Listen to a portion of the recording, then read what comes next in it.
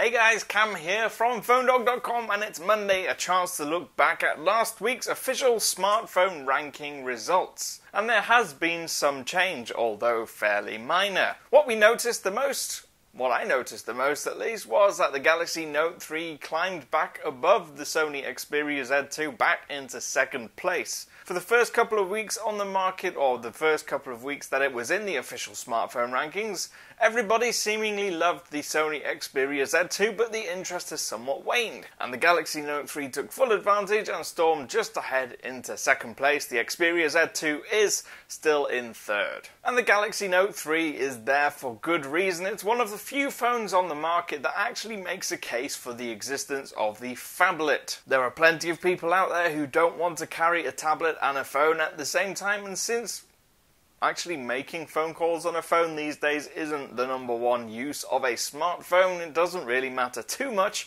if you can lift it up comfortably, because after all, you're not going to be doing it all the time. But what I love about the Galaxy Note 3 is the way that it makes use of the sensitive touchscreen and the stylus, and has its own bespoke whole range of things that you can do with the stylus, whether it's making notes or drawing, doodling, circling things in a document. It has its own feature list, and that's what I think makes the Note 3 one of the top phablets on the market. It kind of has something that the others don't, and that's something that people love. And that's not to mention the huge, amazing display, the brilliant battery life, and the great camera. Contrary to popular belief, there is no right and wrong when it comes to being asked what is the top smartphone on the market. Each of us has different opinions, and each of us knows that the different things are going to work for them. For Sean Riley at Android and me, one of our experts, the Moto X is the best phone on the market right now. Noting that the hardware is stellar, it receives near Nexus speed updates, you get the fun of customizing with Moto Maker,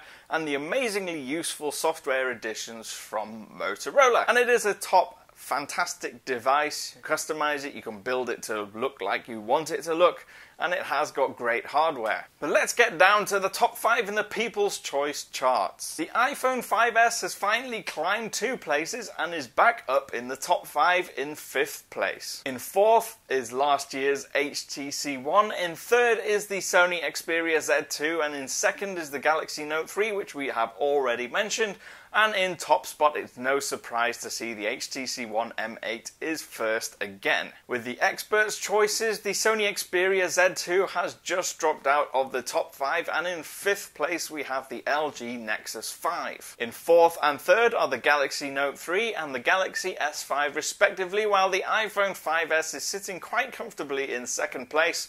But again, the HTC One M8 is top of the expert's choice. Don't forget to head on over to the smartphone rankings and have your say. If you think we're wrong, if you think all the other People's Choice voters are wrong, be sure to submit your vote so that you can affect and see which are the best phones, and you can have your say and have some fun. See how it's trending. Obviously, we're still waiting for the LG G3 to launch, which is going to come in the next couple of months, and that will eventually make its way onto our list, so it'll be great to see how the LG G3 affects that list, and to see whether its 2K display and razor-sharp and laser-focused autofocus system is gonna make people vote for that over the HTC One M8. We don't know, we can only speculate right now, but it's gonna do well, I think. Unless nobody votes for it, then it'll probably do quite badly.